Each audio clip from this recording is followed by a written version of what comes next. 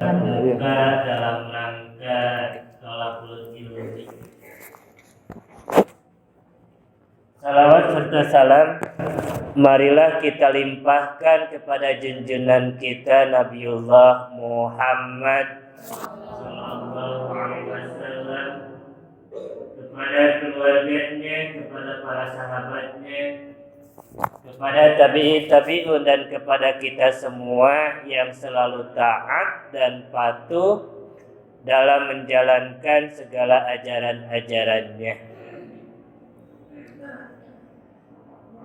Para ibu dan bapak yang kami hormati, tadi oleh master seremonial ya dibilang sebagai guru dan anggota majelis tabligh.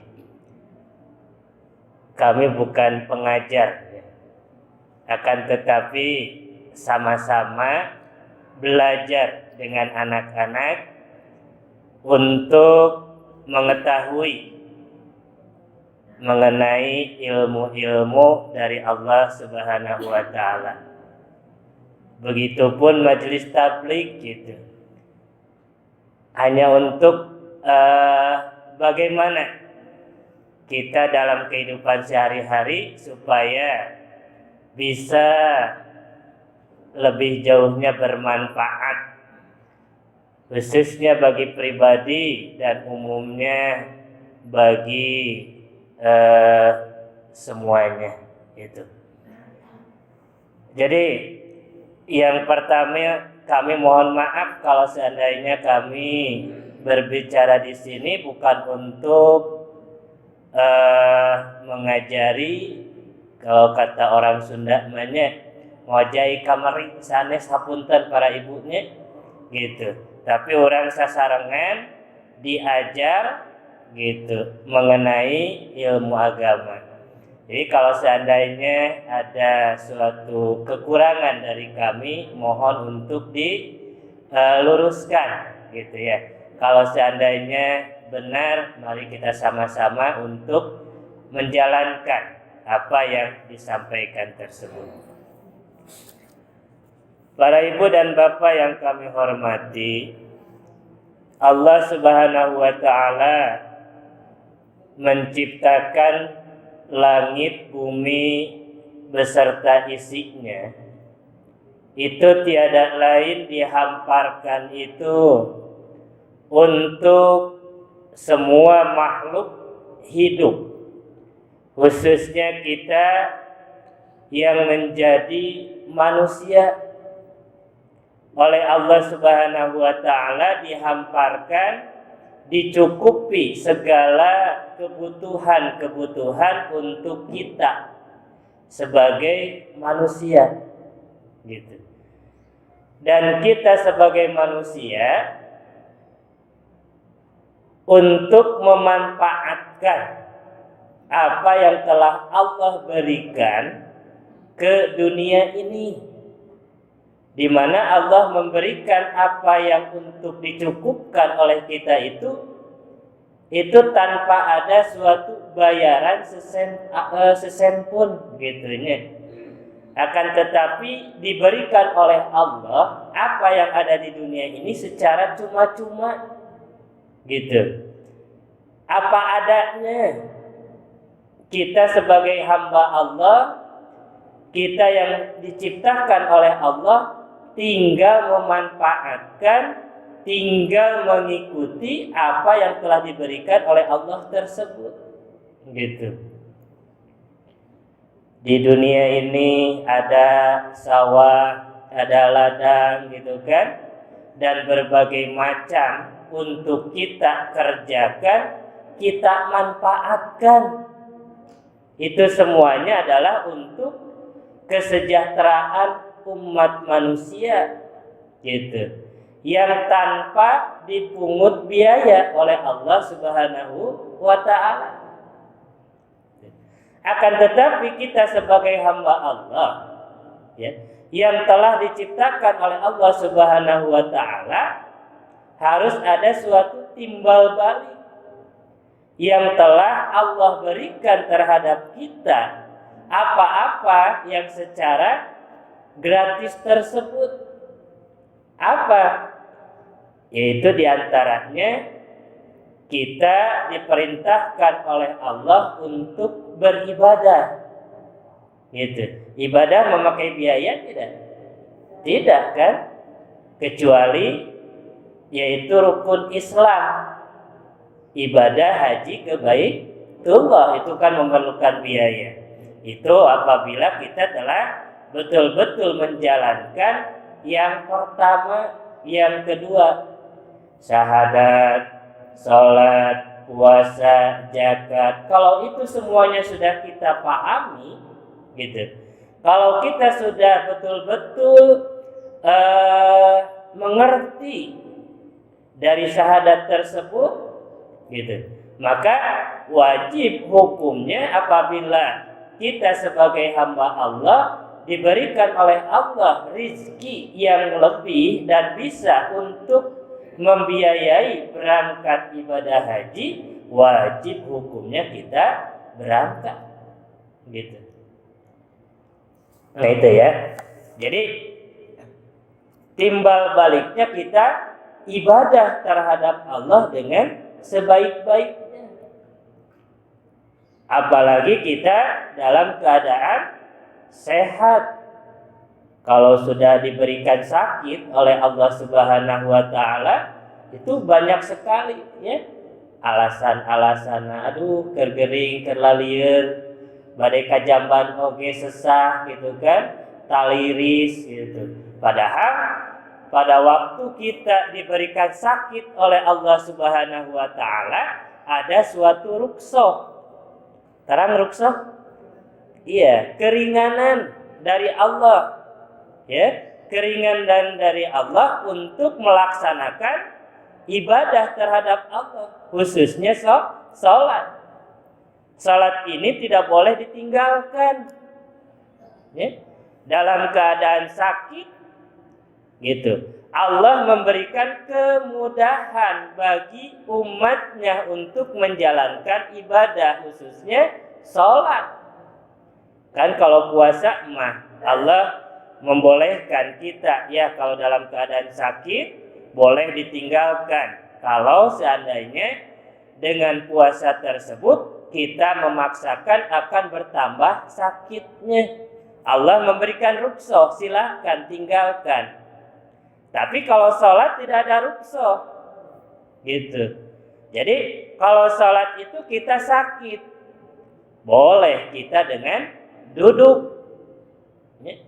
Kalau kita tidak bisa dengan duduk, boleh dengan bersandar, nyandar gitunya karena tembok atau napi kanudipan gitu. Terus tidak bisa bersandar, boleh dengan berbaring, terlentang gitu. Tidak bisa gitu kan mengangkat tangan pada waktu berbaring dengan isyarat. Ya, dengan isyarat. Nah, terus tidak bisa juga dengan isyarat disolatkan. Gitu. Tinggal pilih mana yang bisa kita lakukan. Terus gimana tuh caranya kalau seandainya kita mau beribadah sholat? Dalam bersucinya itu kan tadi dingin gitu kan. Kalau seandainya terkena air maka akan bertambah sakitnya. Ada ruksoh kalau masalah itu, bukan meninggalkan sholatnya, yaitu dengan tayamum. Ya. Tidak usah kita memaksakan ngambil air. Setelah ngambil air penyakitnya bertambah. Nah itu jangan. Ya, dengan bertayamum gitu. Dimana tayamum itu berbeda dengan berwudu yang biasa. Kalau berwudu itu kita mulai dari membasuh tangan sampai membasuh kaki, mata kaki. Semuanya tidak boleh ada yang terlewat. Yang dinamakan dengan tertib, ya. Tertib di sini bukan berarti tidak ribut, bukan. Emut ngejungna ulang. Ai wudu teh sabaraha hiji, coba sebutkeun kan gitu. Pada waktu terakhir ada pertanyaan tertib. Apa sih artinya tertib? Dalam ulangan ada yang menjawab tertib tidak ribut, tertib itu tidak berbicara. Betul maksudnya mah gitu ya. Tapi tertib di sini adalah beraturan gitu. Yang nomor satu di nomor satukan, yang nomor dua di nomor duakan, dan seterusnya. Kalau seandainya tidak berurutan, maka wudhunya itu tidak sah, sehingga sholatnya tidak akan beraturan. Nah itu. Nah kita di sini harus menyadari kalau seandainya misalkan pada waktu sholat, lantas hati kita itu sok aya ngerakacak gitunya, emut ka mana wae gitu, emut kanu disimpen, emut kanu tebih kan gitunya, komodai imut kasih manehna kan gitu. Nah itu teh kita lihat dari segi wudhunya, apakah wudhunya itu sudah sempurna atau belum. Itu diantaranya. Terus yang kedua, bahwa kita hidup di dunia ini, kata Allah, walaupun kita sebagai manusia tidak menjalankan apa yang diperintahkan Allah, itu tidak akan mengurangi kemuliaan Allah. Jadi kita semua itu tidak sholat, tidak beribadah, itu kemuliaan Allah tidak akan berkurang. Gitu. Bahkan misalkan kita tidak menjalankan syariat-syariat ajaran Allah, keagungan Allah itu tidak akan berkurang. Sebetulnya Allah itu tidak akan rugi pada waktu kita yang diperintahkan oleh Allah tidak menjalankan yang diperintahkan oleh Allah Subhanahu wa ta'ala. Allah mau rugi. Kenapa? Karena Allah itu Al-Ghani gitu kan, Maha Kaya gitu.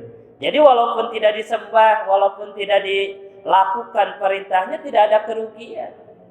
Akan tetapi sebaliknya yang rugi adalah diri kita. Itu. Kenapa? Karena pada waktu Allah menciptakan langit bumi beserta isinya, termasuk kita, itu diperintahkannya adalah untuk beribadah, menjalankan syariat ajaran Allah ya sesuai yang diajarkan oleh Rasulullah Sallallahu Alaihi Wasallam. Itu. Jadi ibadah itu. Kalau sholat mah contoh dari ibadah. Kita berbuat baik terhadap orang lain, itu adalah contoh dari ibadah. Gitu. Apalagi di sini bahwa Luqman di sini memberikan suatu pembelajaran terhadap keluarganya, khususnya terhadap anak-anaknya, gitu. Ini dari Al-Quran surat Luqman ayat ke-13 dan 14. Boleh dilihat. Jadi surat Luqman ayat ke-13 dan 14. Di sini Allah Subhanahu wa taala berfirman yang tadi dibacakan, akan saya ulang. Wa id qala Luqman libnihi wa huwa ya'iduhu. Dan ingatlah ketika Luqman berkata kepada anaknya, gitu.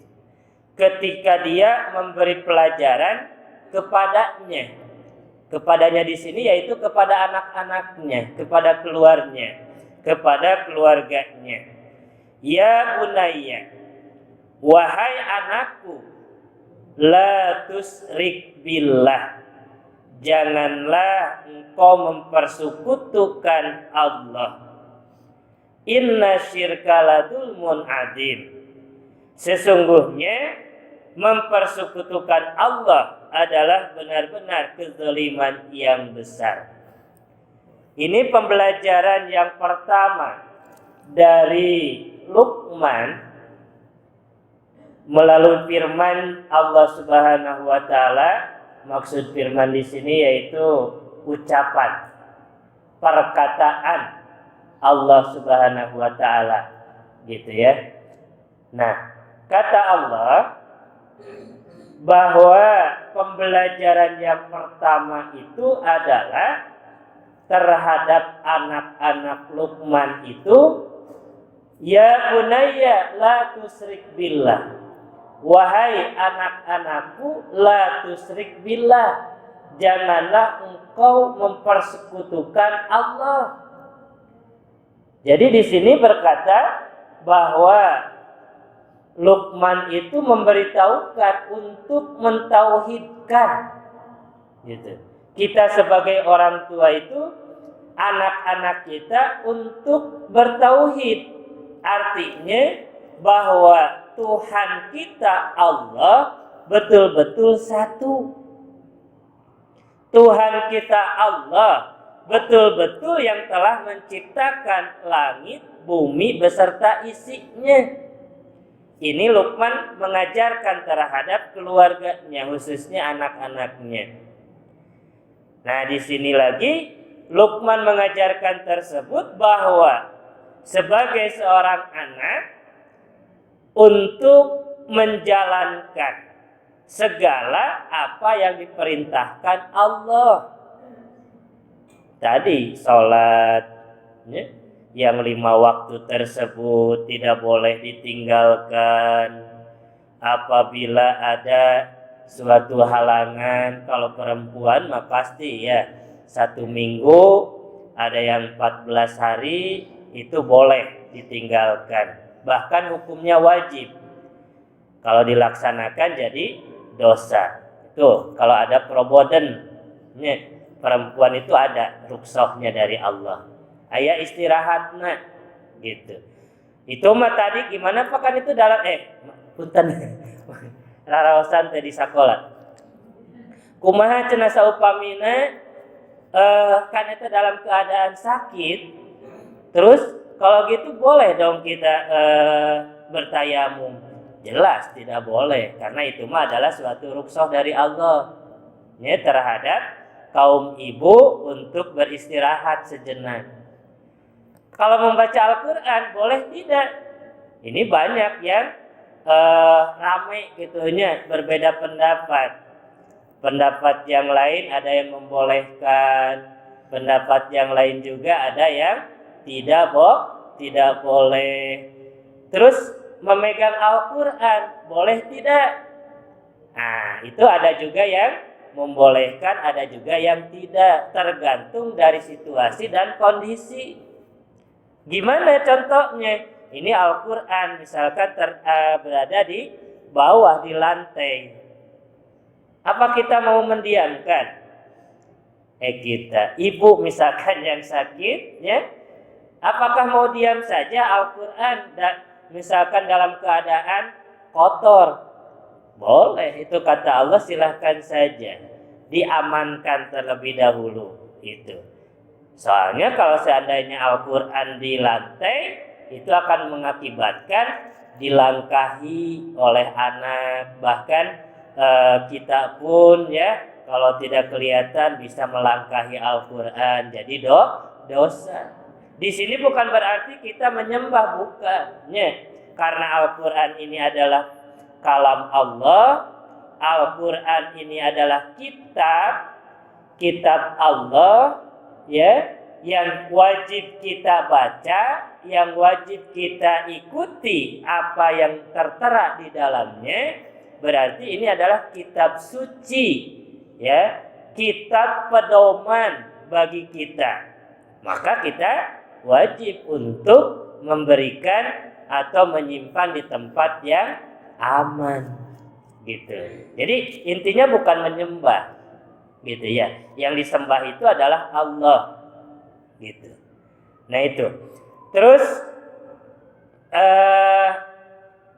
kata Allah, sesungguhnya inna syirkaladul munadim, sesungguhnya mempersekutukan Allah adalah benar-benar kezaliman yang besar.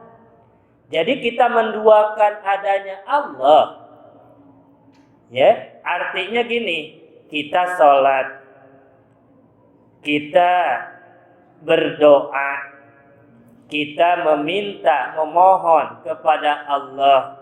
Ternyata di luar sholat, karena mendengar informasi dari tetangga bahwa ada manusia yang dikatakan suci, yang dikatakan pintar, dia bisa mengabulkan yang kita inginkan, kita lari, ya, mendatangi orang yang dikatakan pintar tersebut, sehingga kita meminta terhadap manusia tersebut supaya mengabulkan apa yang kita inginkan. Nah, itu yang disebut dengan syirik. Ya, ai minta mah tetap, ya, ai minta mah wajib terhadap Allah Subhanahu wa ta'ala. Seperti dalam Al-Quran yang sering kita baca, ya, yang sudah kita hafal gitu, ya, sehari-hari, bahkan diajarkan terhadap anak-anak, yaitu dalam Quran surat Al-Ikhlas. Ini yang pertama, qul huwallahu ahad. Katakanlah Allah itu ahad, esa. Allahus somad. Allah tempat bergantung. Artinya tempat menggantungkan segala harapan kita. Jadi walaupun nanti di luaran ada orang atau manusia yang menganggap bahwa dirinya suci, yang menganggap dirinya bisa mengabulkan yang kita inginkan, ini mohon maaf ya, sekarang lagi viral-viralnya di YouTube, ada orang yang bisa menyembuhkan penyakitnya, ayah Gusam gitunya, Gusam Sudin gitu. Ternyata mereka membeli peralatan-peralatan untuk meyakinkan manusia-manusia yang mohon maaf kurang imannya tersebut. Itu menurut informasi dia belinya di Lazada, di Shopee gitunya. Jadi sebagai manusia banyak sekali yang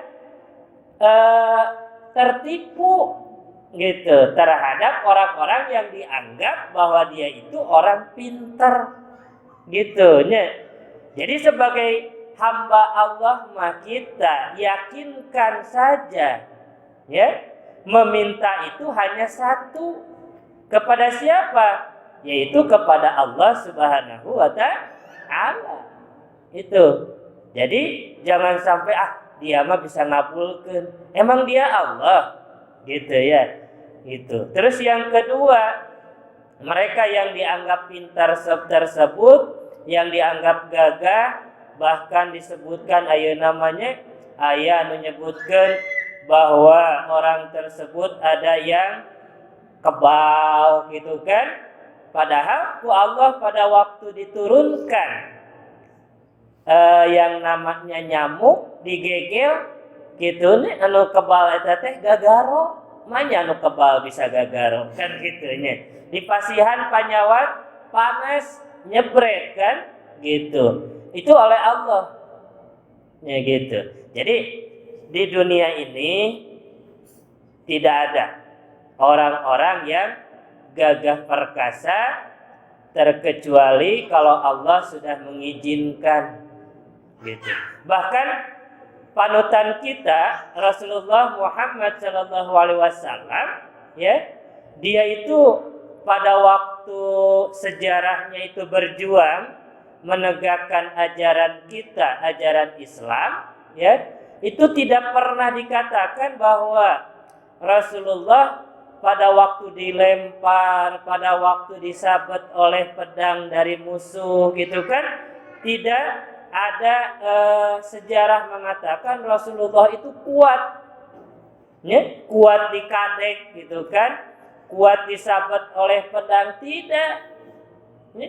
Tapi kenapa pengikut-pengikut Rasulullah di zaman sekarang banyak yang mengaku, ya, bahwa mereka itu adalah orang-orang yang suci, orang-orang yang hebat, sehingga mereka diberi kelebihan oleh Allah dengan kekebalan tersebut. Awas, dari ajaran Islam itu ayat gitu ya. Itu semua adalah dari syaitan. Untuk apa? Yaitu untuk lebih menjerumuskan orang-orang yang betul-betul tidak percaya terhadap Allah, ya, sehingga dia lebih percaya lagi terhadap, ya, upami dikatakan secara kasar nama dukun, gitunya. Kan dukun itu yang memberikan orang-orang yang bisa kebal tersebut.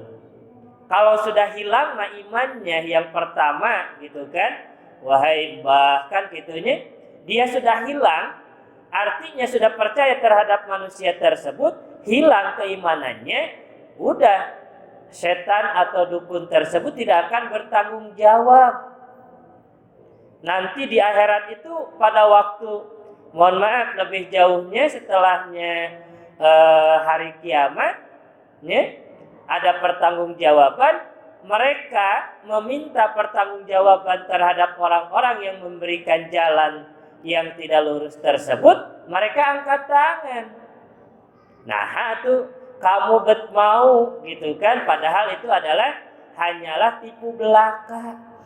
Itu. Nah, itu maka Allah mengatakan inna syirka ladulmun adim. Sesungguhnya syirik atau menduakan Allah itu adalah benar-benar kezaliman yang sangat besar.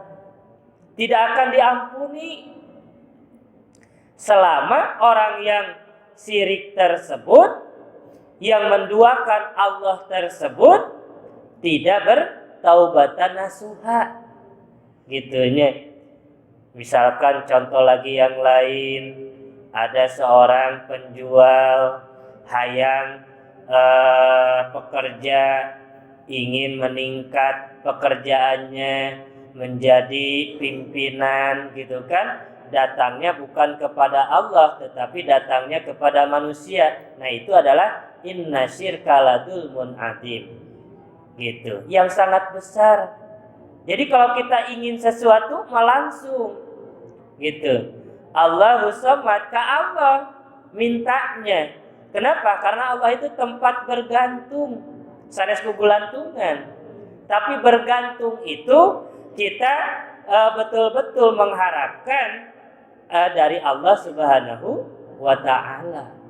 Itu dari ayat yang ke-14 di sini, wa wasainal insana biwalidayhi, itu, dan kami perintahkan kepada manusia agar berbuat baik kepada siapa? Biwalidayhi, yaitu kepada kedua orang tuanya. Gitu ya. Puntennya para bunda yang ada di sini, yang lebih tua gitunya dari kami, semuanya tetap berada di dunia ini atas dasar dari ibu kita dan bapak kita. Jadi kalau kita tidak punya ibu, tidak punya bapak, tidak mungkin kita berada di dunia ini. Maka kita yang merasa dilahirkan dari seorang ibu, wajib hukumnya untuk berbuat baik kepada kedua orang tua kita, khususnya ibu. Kenapa? Hamalathu ummuhu wahnan ala wahnin wa fisaluhu fi amain. Karena orang tua kita itu telah mengandung, ya, telah mengandung kita dengan susah payah dalam keadaan lemah dan bertambah-tambah kelemahannya.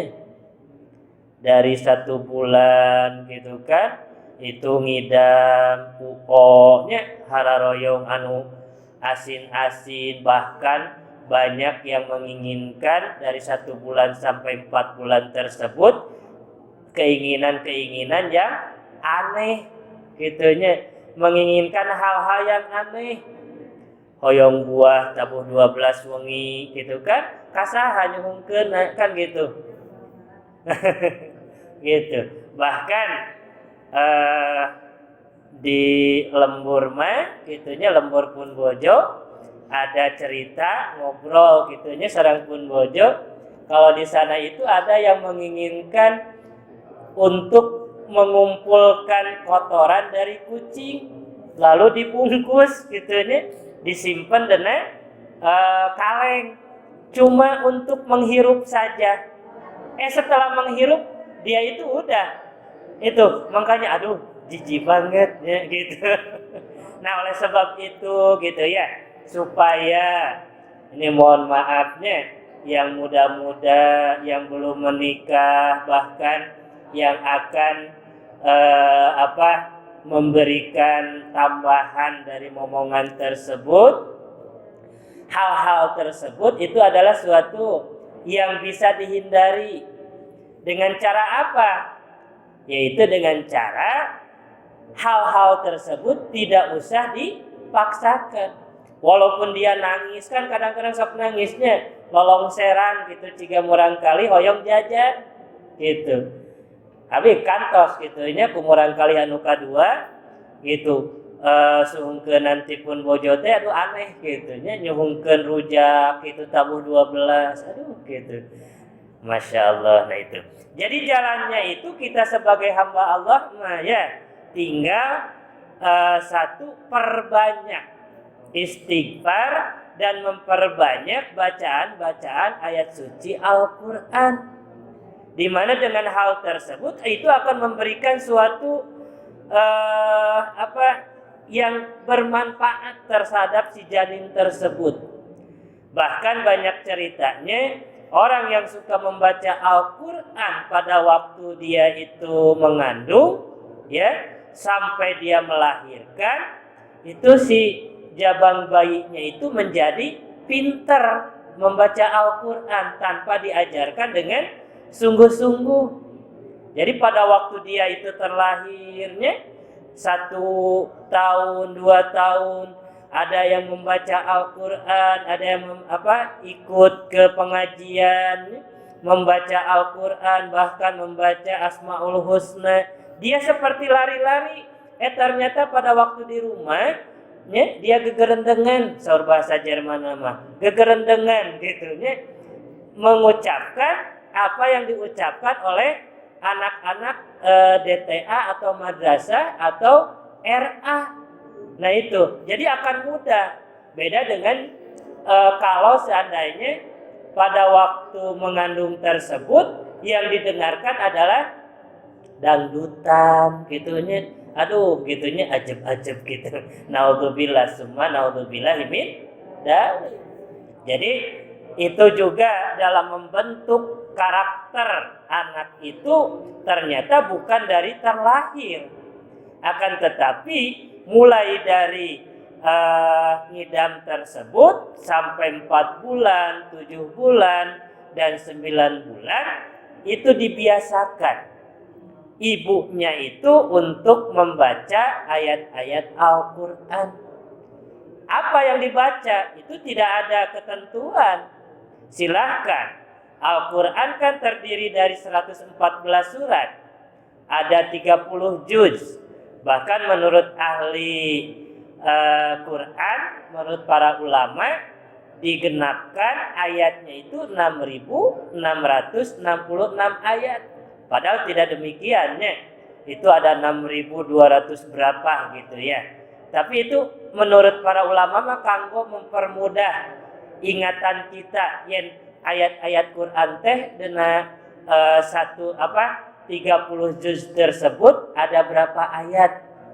Mudah 666. Awas kita sanes kanggo info nomornya gitu sanes. Tapi ayat Al-Quran gitu 6.666 ayat.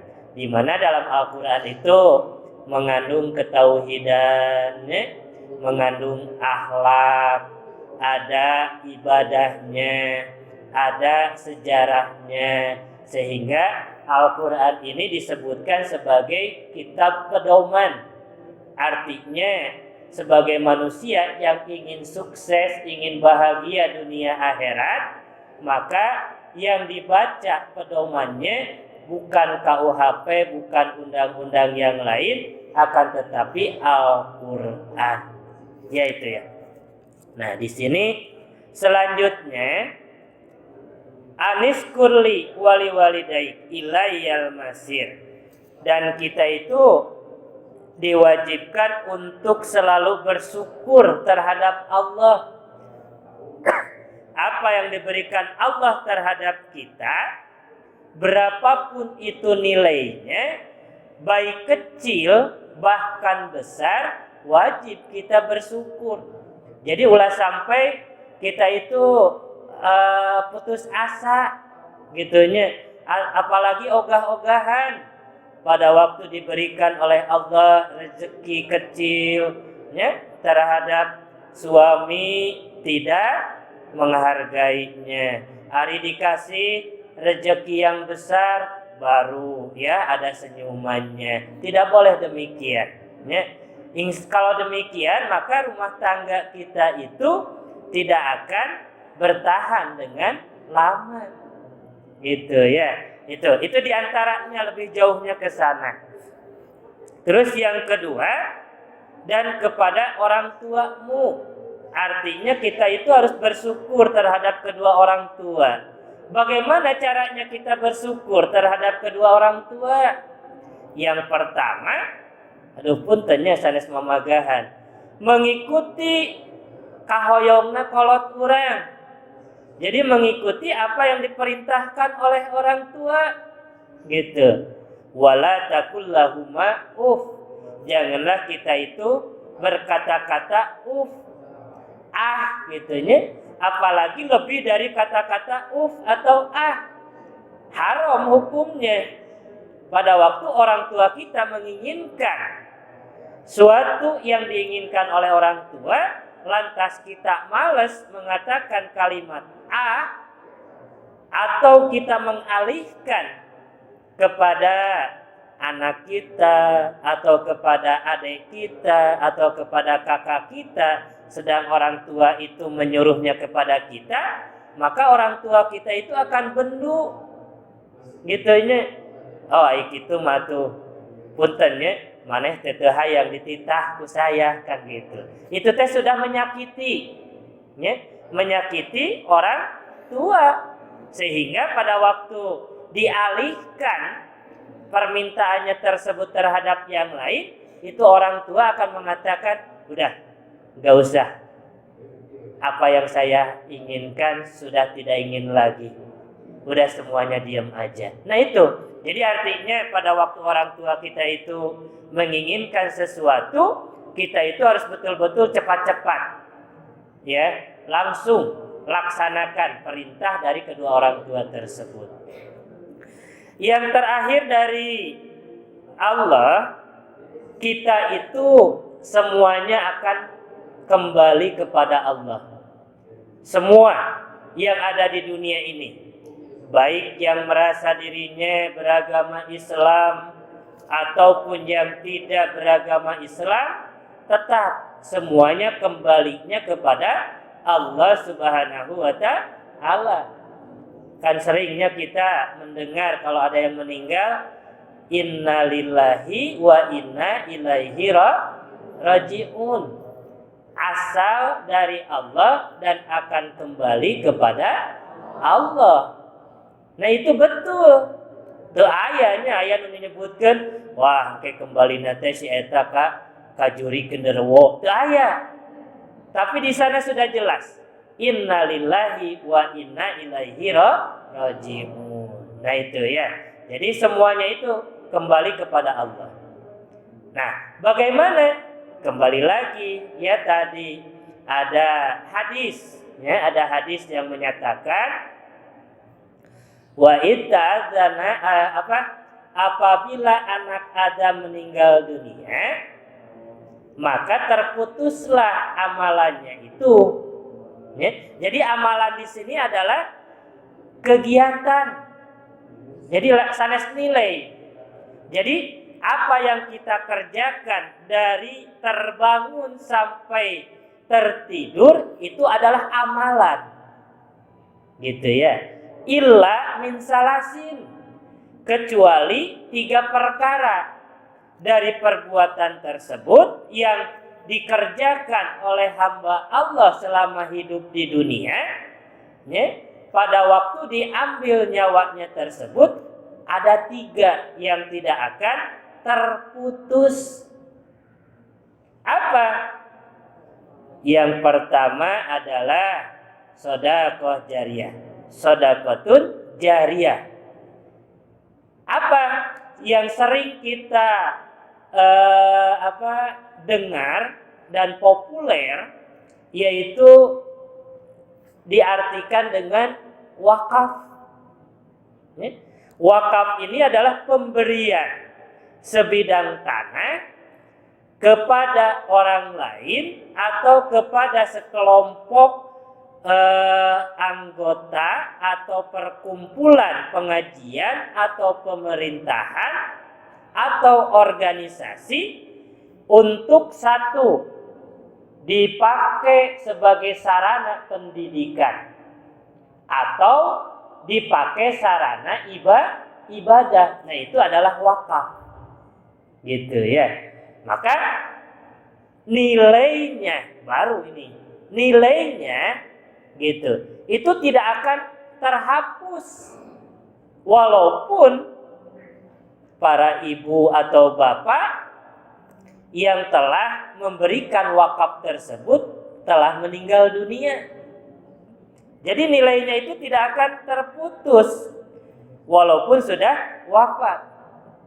Terus mengalir selama wakafnya tersebut, apa yang diberikan tersebut dimanfaatkan. Gitu ya. Akan terus gitu sampai nanti yaumil akhir, hari kiamat. Gitu. Yang kedua, yang tidak akan terputus tersebut nilai dari amal, ya, nilai dari perbuatan kita tersebut adalah au ilmin yuntafa'u bih, ilmu yang bermanfaat, yang dimanfaatkan. Gitu. Apa contohnya? Barusan seperti Bang Radit atau Ibu Ustadzah, ya, Ibu Endah mengajarkan gitu terhadap para ibu dan bapak membaca Al-Quran. Terus sama ibu dibaca di rumah. Terus sama ibu teh diajarkeun deui kumurang kali dideres gitunya dugi ka tiasa ta eta teh au ilmin yuntafa'u bih. Gitu. Atau para gurunya yang memanfaatkan ilmu dan dimanfaatkannya disampaikan kepada anak didik, oleh anak didik dimanfaatkan. Nah, itu yang disebut dengan au ilmin yuntafa'u bih. Yang terakhir yaitu awalidin solihin yad'u lahu, anak yang soleh tapi tidak cukup soleh hungkul. Awalidin solihin yad'u lahu, anak anu soleh kerma soleh, dia selalu mendoakan kepada kedua orang tuanya, baik yang masih jumeneng ataupun anu tos teu aya, didoakeun. Kapan? Ya, yang terbaik setelah selesai sholat. Rabbik firli wali walidayya warhamhuma kama rabbayani shogiro, gitu kan? Berikanlah ya Allah, gitu. Dengan doa yang lain, orang tua kita kemudahan, orang tua kita kesehatan, dimudahkan rezekinya. Itu gitunya. Punten sanes mamatahan ke para ibu yang kanggo pribados gitunya. Nah, itu. Jadi tidak cukup anak tersebut soleh. Awalidin solihin janulahu, akan tetapi dia mendoakan. Nah, sekarang yang paling terakhir, ya, ada hadis yang diriwayatkan oleh Siti Aisyah. Tahukannya Siti Aisyah istrinya Rasulullah Sallallahu Alaihi Wasallam. Suatu ketika Siti Aisyah melihat suaminya Rasulullah melaksanakan sholat malam. Mungkin ini semua sudah pada pahamnya, pada membaca, tapi saya hanya untuk mengingatkan kembali. Rasulullah dalam sholat tersebut sampai kakinya itu bengkak-bengkak, gitunya. Benten jeung urangnya bengkak nate karena panyawat. Rasul mah sanes karena betul-betul dia menjalankan sholat malam tersebut betul-betul khusyuk terhadap Allah Subhanahu wa Ta'ala, dan ayatnya pun pada waktu beliau membaca surat-suratnya itu yang panjang-panjang gitu. Itu beliau pada waktu sendirian. Tapi kalau kita misalkan Bang Raditnya menjadi imam gitu kan, itu yang dibacanya itu cukupnya, yang paling panjang adalah Sabihisma gitu kan, yang paling pendek adalah Al-Ikhlas gitunya. Kita lihat situasi dan kondisi. Kadang-kadang orang tua banyak gitunya karunya cangkel gitunya, bukan harus yang panjang, bukan. Tapi Rasulullah pada waktu itu kalau sendirian dia membacanya yang panjang. Kalau dengan umum mah biasa ya, tidak terlalu panjang, tidak terlalu pendek gitu. Nah, pada waktu setelah selesai Rasulullah melaksanakan sholat malam tersebut, lalu Siti Aisyah itu bertanya, "Wahai Rasulullah, engkau sholat begitu khusyuk, begitu lamanya, sehingga kaki engkau itu bengkak-bengkak. Kenapa dengan sedemikian rupa?" Kata Siti Aisyah, lanjutan pertanyaannya, "Sedangkan engkau wahai Rasulullah sudah diampuni dosa-dosa engkau tersebut yang telah lalu, bahkan yang akan datang oleh Allah, engkau itu sudah diampuni segala dosanya. Tapi kenapa engkau sedemikian rupa konsentrasi serius, fokus terhadap apa yang diperintahkan Allah terhadap engkau?" Itu jawabannya itu singkat. "Wahai Umairah, wahai istriku yang pipinya kemerah-merahan," gitu. Upami sahur caroge ibu mahnya, "Wahai yang cantik," kan gitunya gitu. Punten. Nah itu kata Rasulullah, "Wahai Umairah, apakah aku tidak boleh menjalankan perintah Allah, beribadah terhadap Allah, sedangkan aku sudah dijamin oleh Allah masuk surga? Justru aku ini malu, wahai Umairah, kalau seandainya aku tidak soson-soson, tidak betul-betul beribadah terhadap Allah." Itu. Jadi jawaban Rasulullah itu demikian. Jadi sekali lagi, "Wahai Umairah, apakah tidak boleh saya melakukan ibadah terhadap Allah dengan penuh gitu, dengan penuh keseriusan, sedangkan aku ini sudah dijamin masuk surga?" Nah itu, kalau kita gimana? Baiklah tenang, dah geus dijamin iya gitunya. Abdi we kadang-kadang kan gitu, asik je aya artos dik nyantai we moal gawe deui. Nah kitunya ai jalmi mah ieu khususna abdi kitunya, insyaallah ibu-ibu mah nya sama. Punten. Nah itu. Nah ini adalah pembelajarannya bagi kita bahwa Rasul saja sudah dijamin oleh Allah masuk surga gitu. Beliau masih terus menjalankan ibadah terhadap Allah, masih semangat untuk beribadah, jangankan yang wajib, bahkan yang sunnahnya pun beliau selalu laksanakan. Nah, kita yang belum dijamin apa-apa oleh Allah, apakah kita mau leha-leha saja? Apakah kita mau santai-santai saja? Apakah kita, khususnya saya, apakah akan tidak malu dengan Rasul yang telah memberikan contoh, ya, yang dijamin oleh Allah, dan kita tidak betul-betul bekerja keras? Mudah-mudahan dengan apa yang disampaikan tersebut itu ada guna dan manfaatnya, khususnya bagi saya pribadi, dan semuanya yang ada di sini bisa menjalankan apa yang dicontohkan oleh Rasulullah Sallallahu Alaihi Wasallam.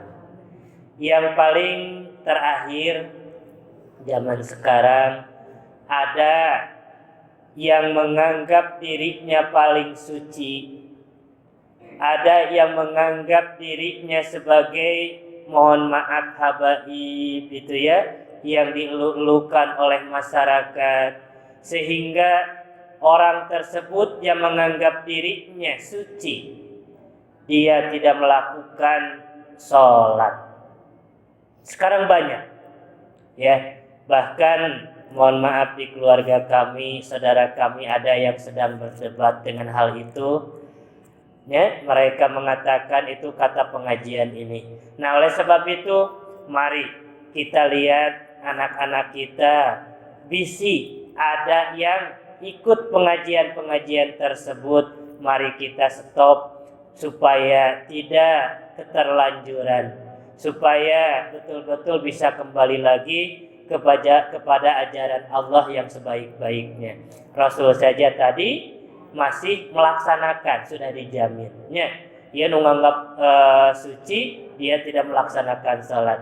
Naudzubillah summa naudzubillah min dzalik. Mudah-mudahan masyarakat kita terjauh dari hal-hal yang demikian, begitupun kita terjauh dari hal-hal yang demikian.